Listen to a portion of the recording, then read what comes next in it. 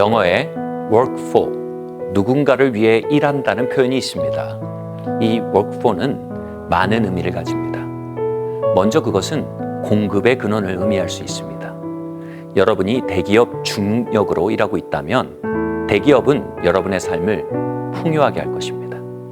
또한 work for는 신분과 명예를 의미할 수 있습니다. 여러분이 국회를 위해 일하는 국회의원이라면 그것은 가문의 영광이겠죠.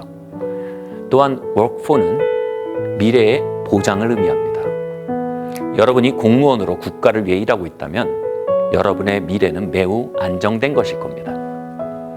이렇게 work for의 대상이 무엇이냐는 우리의 삶을 결정짓는 가장 중요한 요소 중 하나입니다. 그런데 대기업보다, 공무원보다, 국회보다 훨씬 더 놀라운 work for의 대상이 있습니다. 바로 work for God, 하나님을 섬기는 것입니다. 그때 전능자가 나의 공급자가 되십니다. 그때 시간의 주인이신 분이 나의 미래의 보장이 되십니다. 하나님의 영광이 나의 명예와 영광의 근원이 되는 것입니다. 저는 어려서 하나님 사역을 하라는 권유를 받았습니다. 그러나 교회에서 사역하는 것은 죽기보다 싫었습니다. 일주일에 하루 교회 오는 것도 힘든데 교회에서 일하라니요. 그러나 그렇게 도망치던 중 저는 하나님을 만났습니다. 제가 만난 하나님은 불이셨습니다.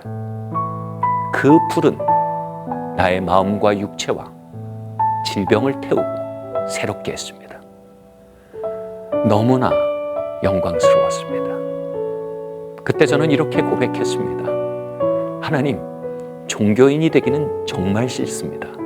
그러나 종교가 아닌 하나님의 임재의 불을 섬기는 일이라면 평생 하고 싶습니다.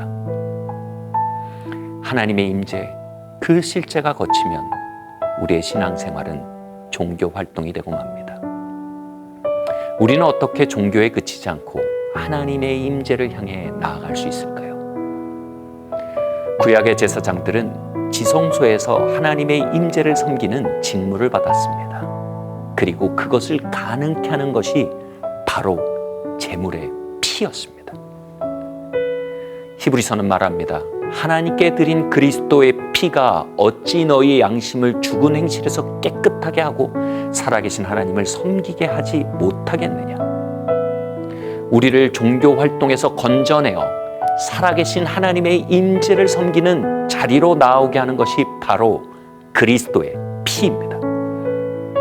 제가 존경하는 신학자 앤드류 머레이는 개혁주의 신학자이면서도 가는 곳마다 성령님의 임재의 불을 풀어놓는 부흥사역자였습니다.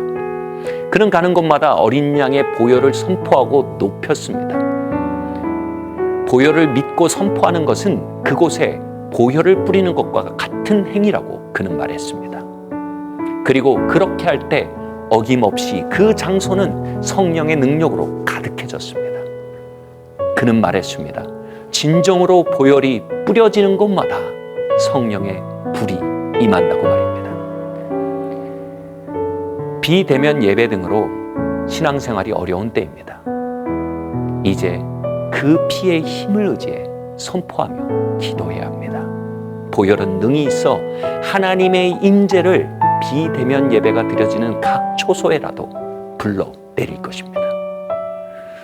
우리의 부족과 죄로 그분의 역사를 기대할 수 없을 때가 있을 것입니다.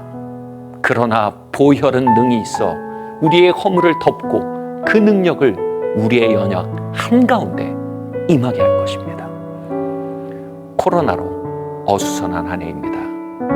그러나 보혈은 능히 있어 이 한 해를 하나님의 역사와 임재로 가득하게 할 수 있을 것입니다. 주님의 보혈 능력이 또다. 그 피 믿고 주의 보혈 그 어린 양의 매우 놀라운 피로다. 그 피의 능력으로 새로운 것을 열어젖히는 우리 되기를 예수님 이름으로 축원합니다.